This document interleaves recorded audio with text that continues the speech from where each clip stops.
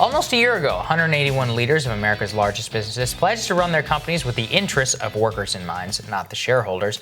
Now, in an economic crisis, some are lobbying to strip away some legal rights and whistleblower protections related to their coronavirus response. The Young Turks Investigates managing editor Jonathan Larsen reports that companies and lobbying groups like the National Chamber of Commerce have been making their case to the feds, including trying to get a blanket coronavirus liability shield passed. And Jonathan joins us now via Skype to explain more. It's something, Jonathan, that we've been covering here. Thank you so much for your great reporting on this, and great to have you on the show.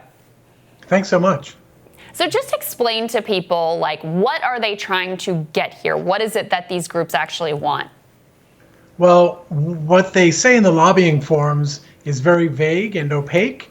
So the lobbyist for the U.S. Chamber of Commerce uses phrases like they're lobbying on private right of action or the False Claims Act. And I actually had to do a little digging to find out what are these things. So the False Claims Act has to do with whistleblower protections, but also with things like if you know that, say, a company has gotten federal funds, stimulus funds, and they're not using it the way they're supposed to, you're supposed to have legal protections if you want to rat them out. And then there are private right of action issues, and that's a legal concept which basically says, as the government does new things, as it passes new laws, as it imposes new orders, things like that, those new executive actions create legal rights.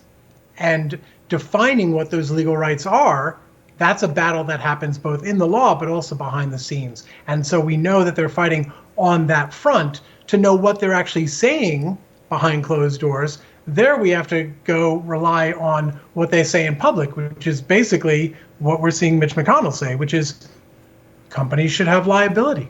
Exemptions. They should be, waived from having liability. And so, Jonathan, we've kind of had a fierce discussion about this on the show, because it actually does make sense to me in some ways to give some if you draft a company into service, national service, then to have them then be legally liable for something does seem like a bit of a conflict of interest. Is there some merit to what they're saying at all, or do you think this is just a total corporate giveaway? What do you think? Well, I think there's some merit if you say to a company, you have to reopen, then you should shield them from liability. But the government isn't forcing companies to reopen. They're saying you can. You no longer have to remain closed. So if they do reopen and they make a choice as to how they treat their customers, how they treat their employees, and those choices lead to them getting sick, you might disagree that the company is liable, but at a minimum, Americans historically have had the right to make their case for it in court. What this is doing would limit their ability even to show up in court in the first place and say, actually, I think they're at fault.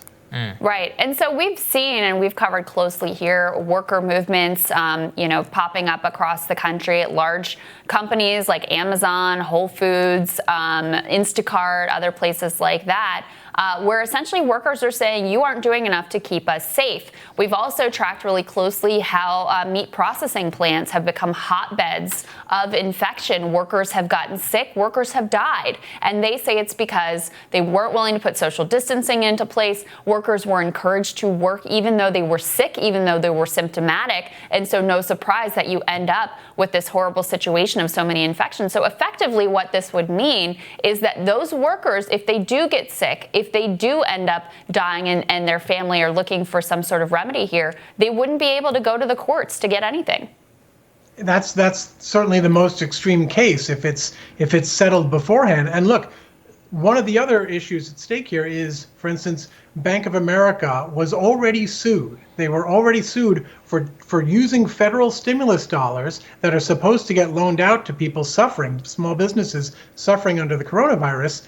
They were sued for steering those tax dollars to their existing favored preferred clients. And the judge said basically ruled in Bank of America's favor, not because they were innocent, but because the law didn't cover whether or not Bank of America could actually do that. And the judge specifically said, Congress needs to settle that issue. Well, guess what? They're going to. And these folks are working behind the scenes right now to determine how that gets settled. One thing I'm interested in, Jonathan, was the first thing that you mentioned here in the interview about whistleblower protections, about the specific type of funds being used. Could you elaborate on that? As I understand it, these companies are asking that whistleblower protections of people who might sound the alarm about misuse of government bailout funds, they're trying to take away that liability shield? Well, that's the problem with lobbying disclosure, right? It's so opaque that we don't have, they're not required to say exactly what they want. They're not required to say what they want at all. All it says is, what issue are you lobbying about? Could be pro, could be con. So the only hints we have as to what they actually want are what they say in public about it. The lobbying forms don't tell us. And for instance, you mentioned Amazon, Krystal. Amazon was lobbying on some of these issues as well, and I spoke to them. They actually got back to me and they said, no, this isn't about any of that stuff. Our lobbying on this issue is actually about trying to prevent people from making false claims on our website when they're selling people. So they're actually, they say, lobbying in order to have the power to do the right thing. But that's how opaque the lobbying disclosure rules are. They don't have to tell us. And how central is this corporate liability shield becoming to, if there's even going to be another phase of coronavirus relief? Because you mentioned we're hearing about this from Mitch McConnell. We're also hearing about it from the White House, from the Trump administration. They're describing this as sort of a red line. So is this really becoming quite central to the political discussion here? I mean, I think my guess would be that regardless of whether it ends up in whatever next stimulus package we get, my guess is they're going to pursue it either legislatively, in the courts, in some regulatory fashion. This is an absolute big priority for them, and you can understand why it would be. The corporate interests who are behind these efforts, they have a lot at stake here. So yeah, if it's not in the next stimulus package, the fight is not over. Yeah. Jonathan, thanks so much for your reporting on this. Always great to have you. Interesting, Jonathan. Thank you. Thanks so much, guys.